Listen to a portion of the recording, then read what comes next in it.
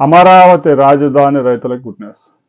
రాష్ట్ర ప్రభుత్వం 11వ సంవత్సరం రైతులకు సంబంధించిన కౌలు 164 కోట్ల రూపాయలు రిలీజ్ చేసింది. ఇప్పటికే రైతుల ఖాతాల్లో కూడా పడ్డాయి. కొద్దిమంది రైతులు, ఒక 82 మంది రైతుల ఖాతాలు అవి కేవైసీ జరగక అవి నిలిచిపోయాయి. ఆ రైతులు కూడా సంబంధిత అధికారులని కనెక్ట్ అయితే వెంటనే ఆ డబ్బు కూడా పడే అవకాశం ఉంది. ఇక అమరావతి రాజధానిలో పెద్ద ఎత్తున పనులు జరుగుతూ ఉంటే ఈ మధ్యకాలంలో నారాయణ వెళ్ళి మంత్రి నారాయణ పరిశీలించారు. కొన్ని ప్రాంతాల్లో కొంచెం నిదానంగా పనులు అవుతూ ఉంటే ఇంజనీర్ల మీద ఆగ్రహం వ్యక్తం చేశారు.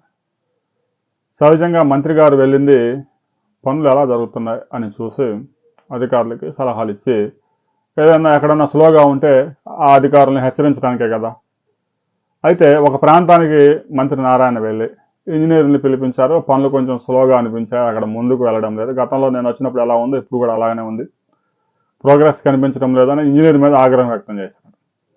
అదేదో పెద్ద అన్యాయం అయినట్టు, అసలు రాష్ట్రంలో ఇంజనీర్లందరికీ తీరని అవమానం జరిగినట్టుగా బ్లూ మీడియా ప్రచారం చేస్తూ ఉంది.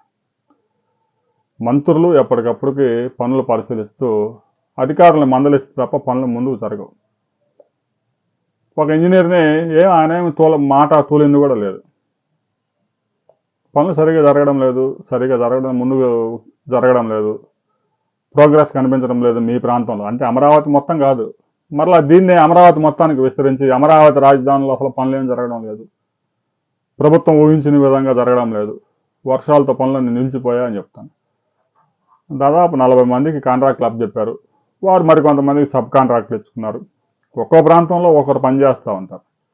ఆ ప్రాంతంలో ఒక ప్రాంతంలో మంత్రి నారాయణ ఒక ఇంజనీర్ మీద ఆగ్రహం వ్యక్తం చేసి ఇక్కడ పనులు సరిగా జరగడం లేదంటే అమరావతిలో అసలు పనులే జరగడం లేదు, ప్రభుత్వం అనుకున్న విధంగా 36 నెలల్లో పనులు పూర్తయ్యే అవకాశం లేదు, కనీసం 12 సంవత్సరాలు పట్టే అవకాశం ఉంది అంటూ బ్లూ మీడియాలో కథనాలుగా వేస్తున్నారు. అమరావతి రాజధానిలో 20,000 మంది పైగా కార్మికులు ప్రస్తుతం ఉన్నారు. రాబోయే రోజుల్లో 40,000కి పెంచిపోతున్నారు. 24/7 పనులు జరుగుతూ ఉన్నాయి. శరవేగంగా పనులు కొనసాగుతూ ఉన్నాయి. వర్షాలు పడుతున్నా కూడా ఇబ్బందులు లేకుండా అన్ని కంపెనీలు ఏర్పాట్లు చేసుకున్నారు. రాబోయే కొద్ది రోజుల్లోనే అమరావతిలో చేసిన పనులు కనిపిస్తాయి.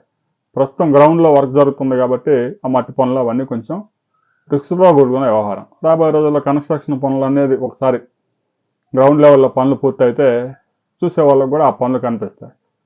రాబోయే 2 సంవత్సరాలు ఓపై పడితే అమరావతి రాజధాని ఆంధ్రులు తలెత్తుకొని గర్వంగా చూసే విధంగా అక్కడ భవనాలు కనిపిస్తాయి. అందులో ఎలాంటి అనుమానం లేదు. రాబోయే కొద్ది రోజుల్లో అమరావతిలో ఒక కీలక సంస్థ భారీ పెట్టుబడి పెట్టడానికి ముందుకు వస్తూ ఉంది. ఆ వివరాలతో మరో వీడియోలు తెలుసుకుందాం.